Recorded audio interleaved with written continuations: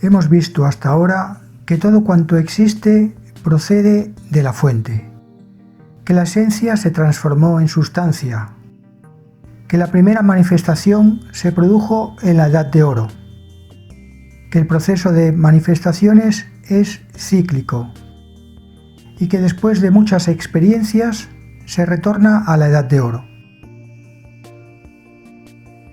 También hemos visto que con nuestras creencias formamos egregores. La maestra Angie pregunta si los egregores se pueden crear cuando vemos programas de televisión. En efecto, hay grupos de telespectadores que con sus creencias fabrican egregores y eso lo hacen de forma inconsciente. Eso sucede sobre todo en las retransmisiones de los partidos de fútbol, de los mítines de los partidos políticos, en los programas del corazón y de la prensa amarilla, en los programas de telerrealidad, como los de Gran Hermano, Big Brother, así como en la emisión de las películas de drama, thriller, terror. En todos esos casos hay miles de millones de personas con unos pensamientos y sentimientos similares, por lo que se crean egregores oscuros. Se trata de entidades de baja frecuencia vibratoria que duermen mucho la consciencia del ser humano. El maestro Paco Pepe pregunta si todos los movimientos colectivos forman egregores, ya se trate de movimientos colectivos con fines positivos o con fines negativos. Sí, todos forman egregores. Según los viejos paradigmas, los pensamientos, los sentimientos, las emociones, los miedos, los deseos, los ideales, todo eso existe como energía que flota a nuestro alrededor. Y cuando hay muchas personas pensando y sintiendo lo mismo, con sus frecuencias, generan el egregor de su movimiento ideológico. Crean una identidad autónoma, una identidad que tiene vida energética, vida astral y mental. Y cuanta más gente forme parte del movimiento, más grande será el egregor, ya que cada persona con sus creencias lo alimentará. Un egregor puede durar unos días o bien puede durar siglos. Todo depende de si hay gente que lo alimenta. Por ejemplo, los egregores de las grandes religiones tienen miles de años. Además de egregores oscuros y luminosos, hay egregores que son neutros, es decir, que no son ni oscuros ni luminosos, como los que están formados por las amistades de un grupo de vecinos o del personal de una gran empresa. Esos egregores tienen muy poco impacto en la psique de las personas. Si la gente de un movimiento es fanática, entonces se forma un egregor muy fuerte, el cual influye muchísimo en todos sus integrantes. Si en el movimiento utilizan símbolos, entonces el egregor todavía se hace más fuerte, ya que los símbolos favorecen la intensificación de las emociones. Hay pandillas y sectas que, aunque son pequeñas, tienen egregores muy potentes. De todas maneras, no tenemos que temer a los egregores oscuros, ya que solo afectan a las psiques de las personas que los alimentan. En cuanto a la pregunta del Dr. Hein, que dice si los egregores tienen una existencia previa a nuestros pensamientos y emociones, eso se contestará en otro vídeo, ya que la respuesta es muy larga. En el vídeo anterior se dijo que las palabras que utiliza un instructor de meditación nos pueden indicar el tipo de egregor que está creando, es decir, si está utilizando energía luminosa o energía oscura. Esa es una cuestión que nos hemos planteado todos, como también se la ha planteado la maestra Magu, que dice que a veces se preguntaba cómo poder identificar las negatividades en las meditaciones o en los movimientos colectivos. Pues bien, nos tenemos que fijar como hemos dicho, en las palabras, sobre todo si estamos en un estado de relajación, ya que si estamos relajados, entonces las palabras entran con más fuerza en nuestro subconsciente. Por lo tanto, hay que tener mucho cuidado con las palabras que se pronuncian para guiar una meditación. Para saber si ese movimiento es luminoso o es oscuro, también debemos comprobar si hablan mal de otras personas, si critican, si dicen que sus creencias son la verdad absoluta. Todo eso son pistas que debemos tener en cuenta para no caer en las redes de una persona con malas intenciones o en las redes de un movimiento oscuro. Asimismo, debemos tener en cuenta que un movimiento luminoso no tendrá afán lucrativo, es decir, no buscará ganancias materiales. Sus servicios generalmente serán gratuitos o como mucho el precio que cobrarán será el de mercado.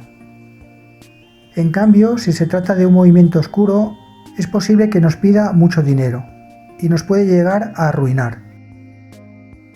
Otra cuestión es que un movimiento luminoso nos dará libre albedrío, nos dejará pensar libremente, no nos manipulará sexualmente, no nos apartará de la familia, no nos hará trabajar demasiado.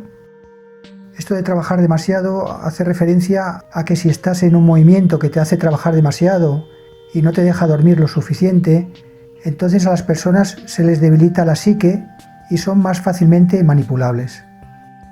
Todo esto que estoy diciendo son pistas para comprobar si un movimiento es oscuro o luminoso. Para darnos cuenta de todo esto, tenemos que aplicar la primera cualidad del anclaje a la luz, que es la primera cualidad para ascender a la quinta dimensión. Como se dijo en el primer vídeo, esa cualidad es el discernimiento.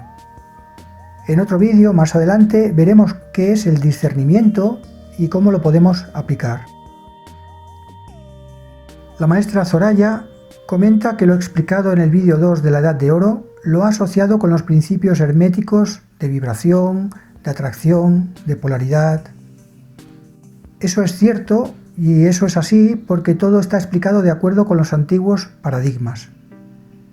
Todo lo que se tenga que explicar sobre la quinta dimensión y la Edad de Oro, o sobre la naturaleza oculta de las cosas, o sobre la anatomía oculta del ser humano, todo eso es más fácil de entenderlo si utilizamos los viejos paradigmas.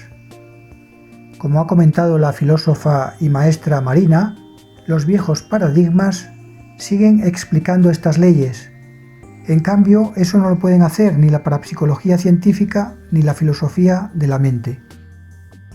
Así pues, este viaje lo tenemos que hacer con el corazón, utilizando la visión de los antiguos sabios. La licenciada Peña de Lares pregunta si la Edad de Oro es la misma que la Era de Acuario. No es lo mismo, pero existe una correlación. Y podemos decir que la Era de Acuario dará lugar a una nueva Edad de Oro. Para explicar esto haré un breve repaso de lo que son las eras astrológicas. Mientras que la Edad de Oro obedece a una visión mitológica, la Era de Acuario obedece a una visión astronómica y astrológica. Las eras astrológicas se estudian tanto en la astronomía como en la astrología, aunque, como ya sabéis, se interpretan de manera diferente, ya que para los astrólogos los fenómenos astronómicos influyen en la conducta humana. Tanto la Edad de Oro como la Era de Acuario tienen en común que se repiten cíclicamente. El filósofo Platón llamó al ciclo de las edades astrológicas el Gran Año, una época de más de 25.000 años divididos en 12 eras, de 2.165 años cada uno. Platón decía que cada una de esas edades era una encarnación diferente del ser humano, del hombre macrocósmico. Esa visión de Platón se parece a la que relata la doctrina ocultista, la cual dice que el ser humano reencarna en ciclos y que en cada ciclo hay un cambio de consciencia.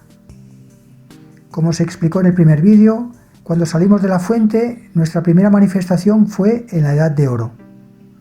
Luego, conforme fuimos encarnando en nuevos mundos y cuerpos, nos fuimos alejando de la fuente.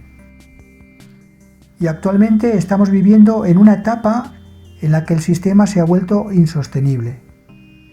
Siempre que se llega a una etapa de máxima insostenibilidad, hay que morir para nacer de nuevo.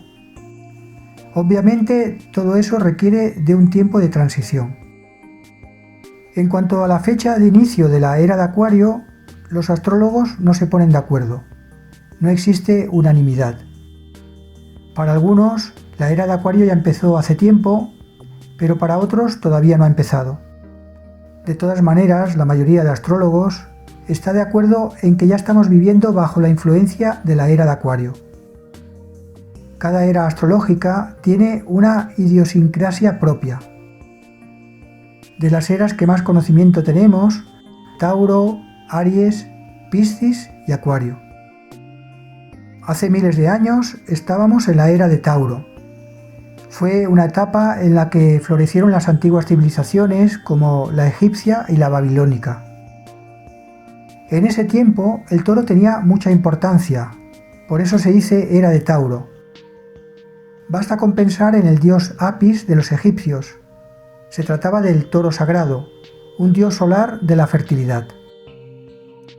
Asimismo, en ese tiempo, en la antigua India, se sacrificaban toros a los dioses, y las vacas eran sagradas, y al ser sagradas no podían ser tocadas.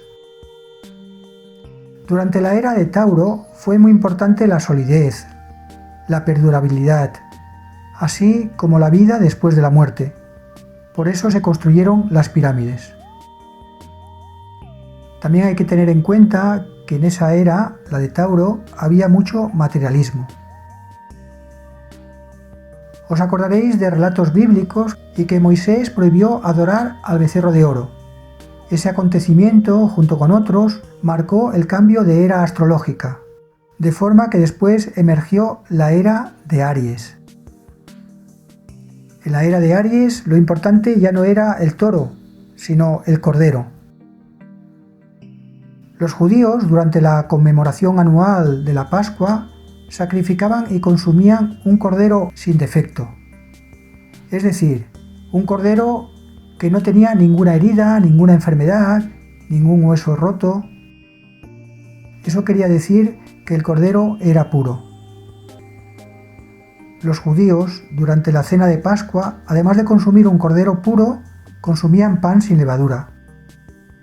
El pan sin levadura simboliza un pan sin defectos, un pan sin corrupción, es decir, un pan puro.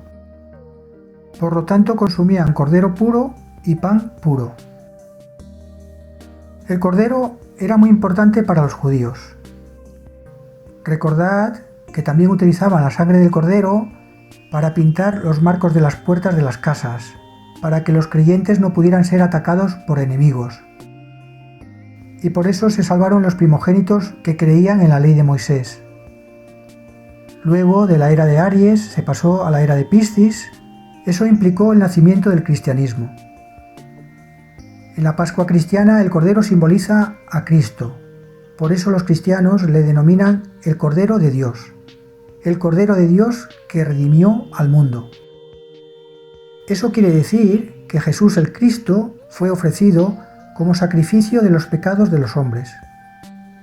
Por eso durante la Pascua cristiana se conmemora la resurrección de Jesús el Cristo. Del símbolo del cordero se pasó al símbolo de los peces.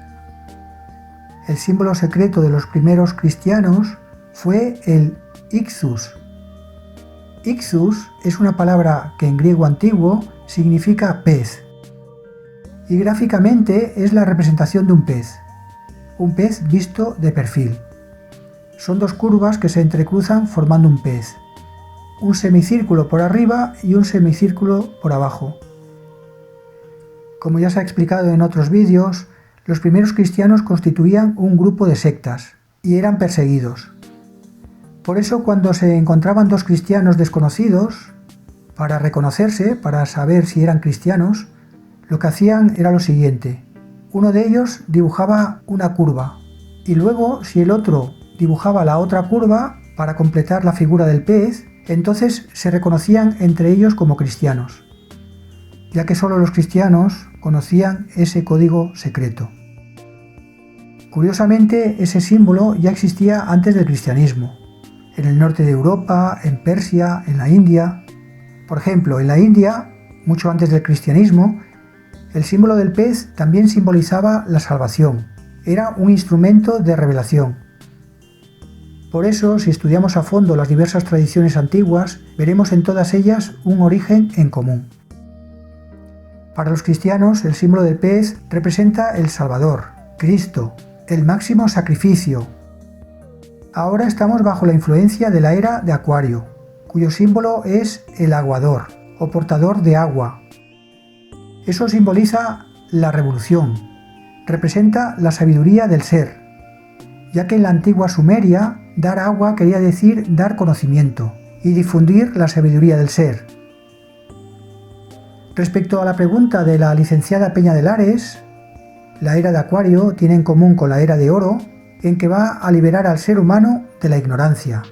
Es una etapa de despertar de la conciencia. El libro sagrado cabalístico del Zohar dice: todos los tesoros celestiales y los enigmas ocultos que durante generaciones no han sido resueltos se descubrirán en la era de Acuario. Para los cabalistas, la era de Acuario, o Shevat, como ellos la denominan, simboliza la redención. Eso quiere decir que durante la era de Acuario toda la negatividad será limpiada. Durante la era de Acuario habrá una purificación. La humanidad se librará de la fragmentación y de todo el mal existente. Liberarse de la fragmentación quiere decir volver a reconocer la unidad primordial, reconocernos que todos somos uno. Esa visión de los cabalistas coincide con la quinta dimensión. En el estado de conciencia de la quinta dimensión no hay fragmentación, sino solo unidad. Cuando los cabalistas dicen que en la era de Acuario no existirá el mal, eso alude a una edad de oro, en la que solo reinará la perfección de Dios. Así pues, la era de Acuario traerá consigo cambios que nos harán comprender que las leyes de la naturaleza deben ser respetadas. La madre tierra tiene que ser respetada. Nuestros hermanos, humanos, animales, vegetales y minerales, tienen que ser respetados. Eso es lo que nos está trayendo la era de Acuario. Ahora mismo, cientos de miles de personas están trabajando en secreto para que se materialice la edad de oro en la Tierra. Cada vez más personas se unirán para luchar contra la ignorancia, el materialismo y las injusticias. La humanidad en su conjunto está siendo preparada para iniciar ese cambio, esta nueva etapa de gran pureza a la que denominamos Edad de Oro.